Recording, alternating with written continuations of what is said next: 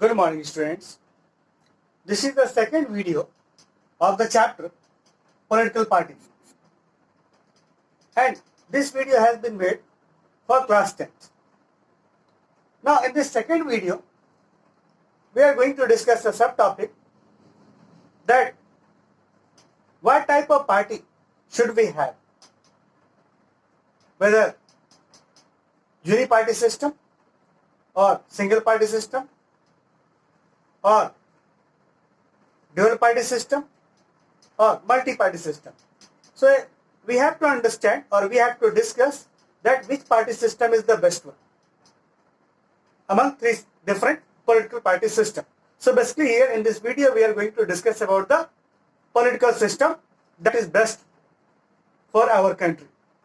So let us discuss one by one with its merits and demerits, and after that we will analyze that which party system is best suited for our country. So let's start with the single party system or uni-party system. So this is single party system. So let us start that we are living in a democratic country, or in other words, our country is a democratic country. So here we have to understand that if we are going to adopt a single party system, then in that case we'll face advantage or will get advantage as well as disadvantage. So let us discuss what are the advantages first, and thereafter we'll discuss what are the disadvantages. So first of all, if a single party is going to participate or a single party is there in a country, here the decision making process will be very fast, or in other words, the decision making process will be very easy, because here no consultation, no advice is required. Only single party is able to take the decision without any discussion or any particular type of negotiation. So in that case, the decision will take place at very fast pace or very fast pace. So here you have to understand that decision making process is easy because it is fast also, and no different political parties are involved in decision making. Only single party will take the decision. Now, second point. Of course, if a single political party is going to participate in the election, or single political party is going to play its role as a government, then the election process will be little bit less costly, because no more political parties are involved. As a result, you'll have to understand that the election process will be little bit less costly, or very less cost will be involved in it. So this is the second advantage of a single party system. Now what is the third advantage? So we have to understand here, no restriction by opposition. As we have already discussed that there is no other political parties to oppose the decision making process or to stop the decision making process. Here the role of opposition is zero or negligible. Generally the role of opposition is to oppose the decision making process of a government, which is itself a ruling party. So here the opposition role is almost negligible, or you can say that no restrictions by opposition. So this is the third point that is very important for a single party system. So basically in a single party system we'll have to understand that here only one political party will play its role, and there will be only one political party in a country, and that political party will get due importance in that particular country. And we already discussed some advantages. But nothing is free from its fault. So here also the single party system is having its own demerits. So let us discuss one by one what are those disadvantages or demerits. The first demerit, it is written here that no competition. As only single political party is there, there is no competition. I mean to say that no other political party is there, so of course there will be no competition. So this is the first demerit. Now no opposition, as no opposition is there, so here if the opposition party will not play any role, or if the opposition party will remain absent, then in that case single political party will become dictator. And of course the voters will also get no choice. If any one political party of the single political party is going to become corrupt, no choices before the public to choose the alternative. So there is a lack of alternative here, and of course the choice of voters are very limited because only one choice is there in the single party system. So these are the disadvantages of a single party system. Now Let us come to the dual party system or biparty system. So we have to understand it is also having its merits as well as demerits, or advantages or disadvantages. So let us discuss one by one. First of all, the most important, or you can say the most peculiar thing about the bipartisan system is the competition. First, competition among the different political parties, and not among different political parties, between two political parties, because it is, we are discussing here bipartisan system or two-party system or dual-party system.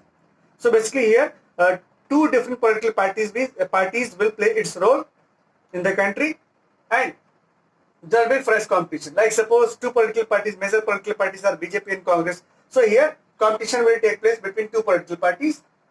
So what will happen? As a result, the competition is there. As a result, the balance of power will take place. I mean to say, the power will be balanced. Single party, in case of single political party or in case of single party system, the power was centered in one party. Whereas in case of bi-party system, the power will centered between two different political parties. I mean to say, one political party, if it is a ruling party, other political party will become the opposition party. Next is choice before voters. Of course, there is a limited choice, but at least choice is there. If one political party is corrupt, if one political party is not going to play its important role, then in that case, other political party can play its role. So this is the another point we have to understand.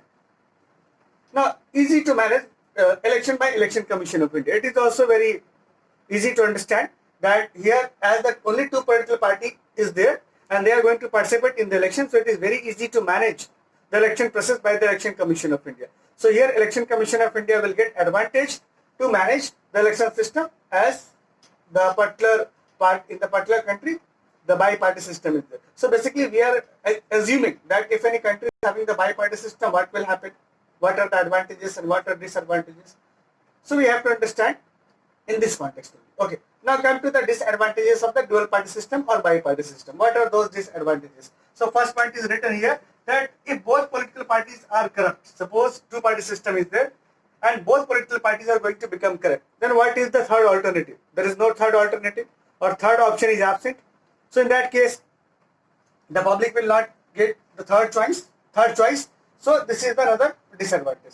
Second point is that opposition may put restrictions. So here, in the bi-party system, one disadvantage can be put forward like this: that if decision-making power is centered in one party system, there was no opposition. But in case of bi-party system, if a single party is going to take decision, other political party may hamper that or may hold that decision. So here, opposition political party may put restrictions in the path of ruling party, because in the bi-party system, one party will be ruling party, other will be opposition party. So if ruling party will come with certain decision, the opposition party may obstruct that particular decision. Okay. So this is the disadvantage of bi-party system. Now come to the third one, that is the multi-party system. So let us discuss what are the advantages and what are the disadvantages of the multi-party system. So here we have to understand that multi-party system is also having its merits as well as demerits. So let us discuss one by one what are those merits and what are those demerits. First of all, the first merit is that multiple choice before voters. Of course, in the multi-party system, voters will get maximum choice or more than two choice.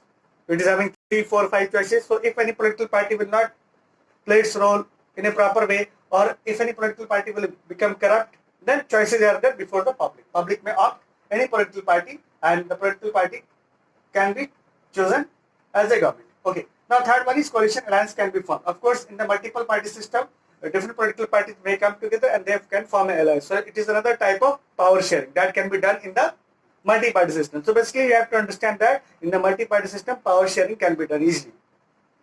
Now chance to different political parties to form government, it is the third advantage. Of course, different political parties will get the chance. Suppose one political party is not going to play its role in a very proper manner or efficient manner, then in its place another political party will come. If second political party is also not going to play its role in a proper manner, then third political party will get chance, like fourth political party. So every time new political parties will get the chance if the previous one is not going to function in a proper manner.